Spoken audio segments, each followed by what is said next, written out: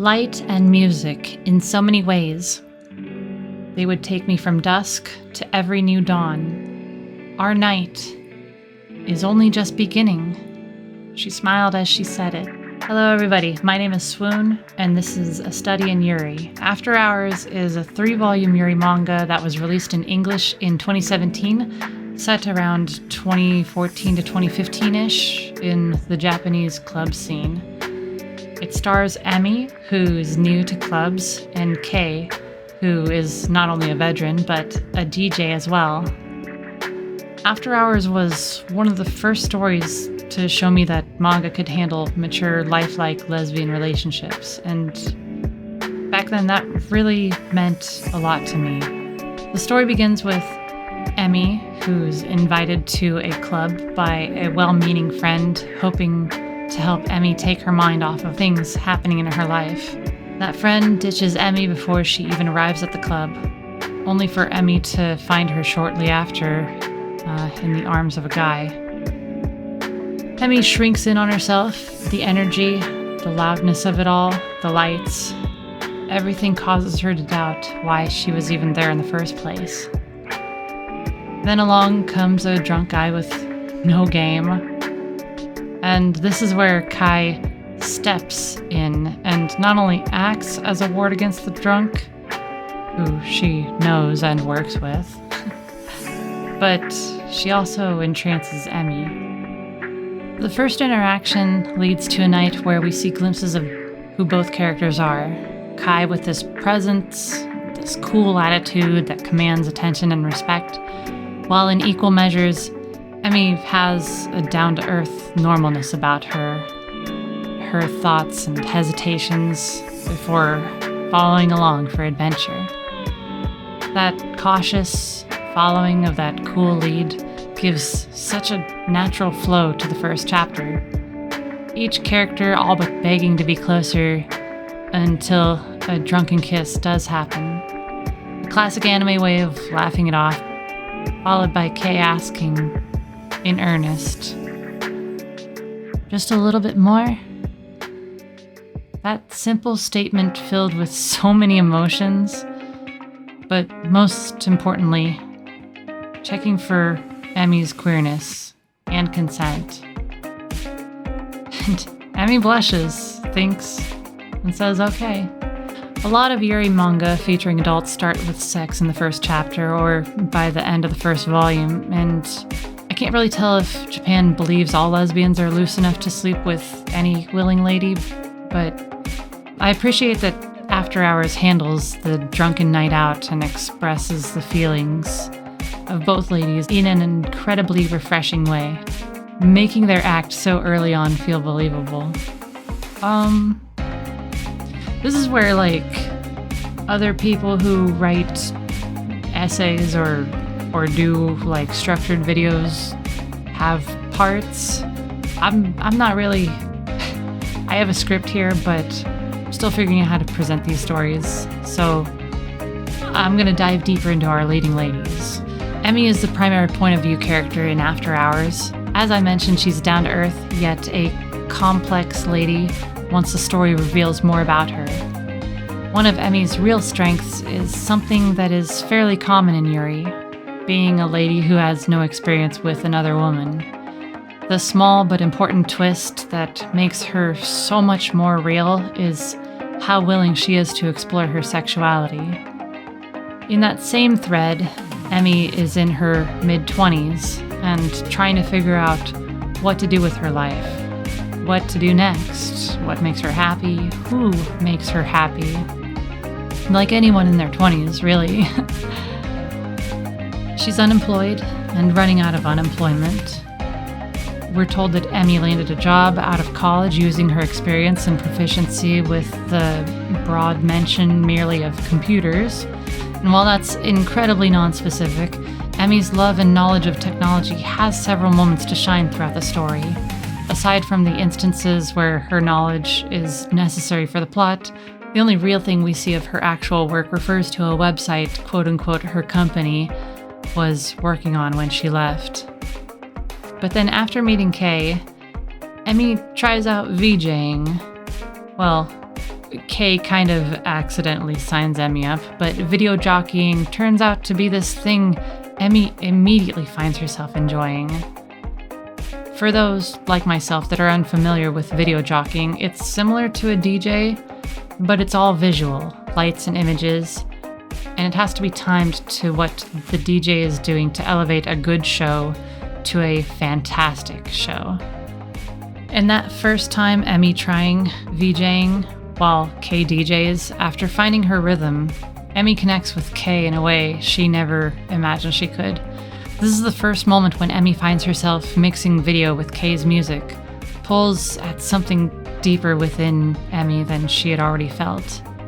I believe that spark of finding something that you immediately love to be infinitely human. When your soul soars and you feel yourself in a state of flow, because it just makes sense. It's something Kay pushes Emmy into, having a small sense of her tech prowess, and it's something that Emmy seemingly needed at that point in her life, just as much as she needed to find Kay. Kay, on the other hand, Kay is ancient. She's a whole 30 years old. And yet she has this energy of unabashedly making moves to get what she wants and does what she loves. I think that's what I love about her the most. Being 30 doesn't mean that you've lost your will to live. You've lost all your energy, your spark of life. No, that's like where you really get going. It's great. She's a little punk rock in style, but in love with all sorts of music. A physical representation of this is a wall of records Kay has collected over the years.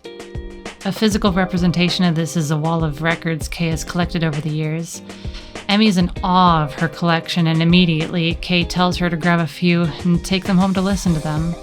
How Kay so readily offers something she cherishes helps you understand very early on a fundamental part of Kay, that anything she treasures, she wants others to see and share in. Her slightly older age really highlights a character type that is represented, but not this well, or rarely as the focus of a story. How she's secure in what she loves and treasures, but still young at heart. I was 29 when I first read After Hours, and it really made a difference seeing a character near my age with a similar mindset, a similar lifestyle. I latched onto her because of how passionate Kay is, and chases anything she wants. This manga has shit to do, and tropes like anyone telling Kay that she's failing because she's an unmarried 30-something doesn't have a place in it. Little pieces like that omitted let us read that Kay is definitely a lesbian, and that she's comfortable with her life, and anything that could have held her back in the past are long since processed and dealt with.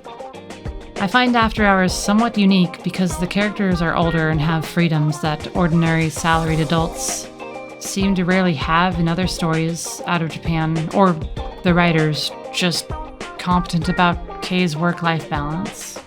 Either way, this gives the characters the ability to explore and interact with each other in locations that are rarely the same.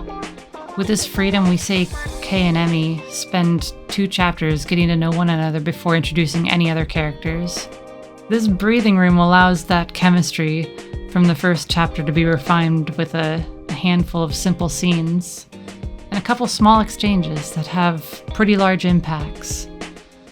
Putting the relationship first, it isn't until the last third of Volume 1 where you begin to see hints of each woman's backstory. Both have hardships that need exploring, and Emmy has a situation that could directly affect her budding relationship with Kai if she keeps procrastinating. While helping Kai, who is a self-proclaimed Luddite, with a new laptop towards the end of the first volume, Emmy for the first time opens up a little bit about herself. It's brief and shallow, and as Kay gently nudges her, you realize how Kay had been holding back the entire volume, letting Emmy search and explore her feelings in hopes that she would open up in her own, leading Kay in the last pages of the first volume to say, if it's all coming from my side, it's not mixing, is it? I want to hear more from you, like, what do you want out of life? This take that calls Emmy back to her time VJing catches her like a deer in the headlights. But Emmy has no answer. She knows it exists if she sorts things in her life out. All she really feels for sure is that it has to do with Kay. Part of the conflict in Volume 2 is a really well done, delicate piece of life as a lesbian, navigating bi and pan ladies. Those life things that Emmy has been procrastinating on resolving were never discussed or really brought up with Kay. So when Kay finds evidence of a guy involved, a very raw and real chain of expressions are depicted. It's doubt, it's frustration, it's soul-wrenching. If you know any lesbians, ask for one of these stories. I guarantee most of us have one. I can't overstate enough how amazing the art in After Hours is. You can feel that when Kay does want to know, she also doesn't. It could be that she wants Emmy to be open. It could be that she's faced this again and again in the past. It is Japan after all. It could be that she doubts herself and something she treasures. What is obvious is that Kay is putting up walls to prepare for the worst way Emmy's explanation and reasons could go.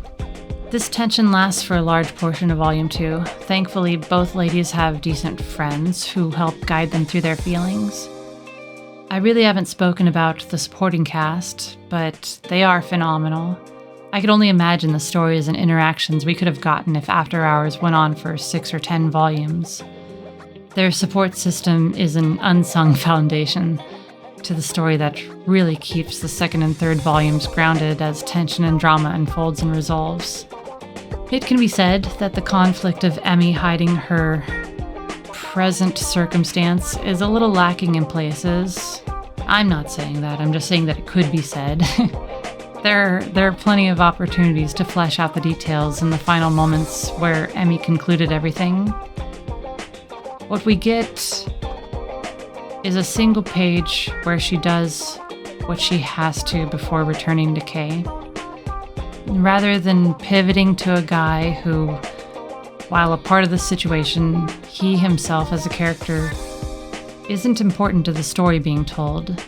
So, to me, with that lack of focus, After Hours gives the story its true clarity, focusing on the nuances of lesbian relationships. The 6-year age gap comes up consistently. The story handles the minute details, specifically between Gen X and Millennials, pretty well within its bounds. This leads Kay to have this air of superiority, especially when she jokes about being old or Emmy being young. Kay is by no means incompetent, but there is a bit of foreignness to things Emmy does and how she acts. This reads beautifully as something new and wonderful to explore for Kay. Someone who has strengths and knowledge that Kay can and does rely on. Emmy may not see this, and possibly indirectly from all of Kay's joking, Emmy doesn't understand her own worth. But those things I mentioned before, her strength in technology and willingness to explore new things, is incredibly valuable to Kay. The small age difference is a dynamic that could have been explored more if the series lasted longer. Often we see a year or 2 age gap due to stories taking place in a school setting. Simply by the ladies being adults, it's something that I haven't seen a whole lot of in romance, in anime and manga. This is just another small key that really brings After Hours together, making Kay and Emmy feel like people you could actually meet at a club or a coffee house. So, to switch topics again, some of the Yuri stories that I want to talk about aren't something I can talk about or analyze independently. A huge part of how fiction impacts you is by what's happening in your life. where your general feelings are, where you experience them. So to bring us to the final volume of After Hours, let's go back to December 2018 when it was released in English. I had gone through some huge changes that year and was between 2 semesters that were 15 and 19 credits each in college. I was invited somewhere with friends, but stayed home. I was exhausted. I had put off reading this volume to finish up the fall semester. This volume throws one of the craziest curveballs. To keep things from being a spoiler, I'm gonna stick with what is shared on the blurb on the back of the book. Kay vanishes, just doesn't come home one day. No call or text to Emmy, no notice to her friends either, doing almost exactly what Emmy had done in the first volume, not looping her into immediate personal situations. The pages leading up to this leave you with this nagging feeling that something's up. Again, it's in the immaculate art, in how nuanced and delicately the characters are handled. You get this sense that Kay is worried about codependency, like the slow nature of them opening up the past 6 months is a hindrance. But Kay, staying true to herself in a brief moment of honesty, says, "I'm telling you, I don't want to have less time with you." And it's only when Kay is missing that Emmy realizes that hesitation she has had all through the story is silly. She knows immediately that she has something, not just something, the most important thing she could say at this point in their relationship. So to make sense and connect how hard I had been working for my degree, let me talk about one small spoiler, the reason Kay leaves. You can skip about 30-ish seconds to avoid it. Okay, so Kay leaves out of responsibility to a family that she had previously spoken bitterly of. I felt that Kay's instant headfirst dive into helping her family was similar to my headfirst dive into my last year of college, having a sense of responsibility to accomplish and take charge of something, spending a year with your head down just doing little else but that. It's incredibly difficult. Friends wonder if everything's going well, you miss your hobbies and the things you usually do to unwind. But after that year has passed, you look back and think, I did that. I achieved something. It may not be exactly Kay's takeaway, but it's similar. Frustrated and worried that she had fucked up, Emmy chases after Kay. It takes the help of the friends that she had made to find her and finally get to tell Kay what she needs to say. And it isn't "I love you." And that's one of the most beautiful things. I'm not going to tell you what Emmy said, but I did cry again rereading the climax of the story to write this. The story is so well composed that it allows the characters, with all their flaws, to find out how much they really care for each other. Emmy proves that their age difference isn't something that makes Kay better. Kay's passion had rubbed off, and Emmy expresses that Kay doesn't give up on her passions or on Emmy. 1 year. Emmy demands that Kay do what she needs to do for her family and come back in 1 year. The final thing that After Hours leaves you with is the first scene where Emmy is getting hit on by Kay's friend, but this time it's from Kay's perspective, and how immediately in love with Emmy she was from that very first moment. God, it's so sweet. I didn't think rethinking about this was going to get me emotional. After Hours leaves you wanting more. All we get is that promise. All we know is that these characters definitely want to be together. All we can do is hope that Kay returned, and that today, several years later, they're together and happy. This story is about the experience, the journey, the earnest magic in real life that it shows you through the lenses of these characters. From their passion to connection to quiet moments together. It all makes this story a gem that shines as bright as the first light of each new dawn. Love in a bottle, love in a bottle. Don't need better when you got love in a bottle. Can I just get the green color? Why are you all pixelating it? Am I fucking crazy? As a video. Why is it a video? It just needs to be a plain green color. Oh my god. Similar to my headfirst dive into my last year of college, I gotta go pee, I can't hold it anymore. Those life things that Emmy has been procrastinating... Fuck. These life things that Emmy has been procrastinating on resolve. What is wrong with me? I hope that just didn't pick up my stomach growling. I'm hungry. I'm gonna go get my wife and grab a burger after I finish recording this. Hello everybody, my name is Swoon. This is a series that I've been thinking about for a while. Am I gonna start it with an intro? No, I don't think I am.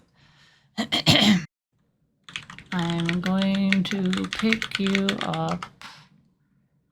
You can get a soda and a toothpaste because I want to check the card shop. I need to finish recording first before I leave. So I'll be late because this script is twice as long as I expected. I love you.